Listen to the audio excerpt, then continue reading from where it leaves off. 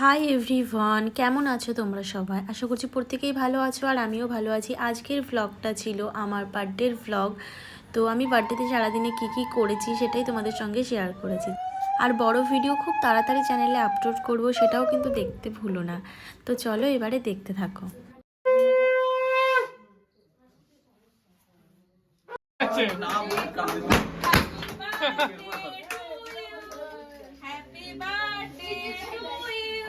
Happy birthday, dear Didi. Happy birthday.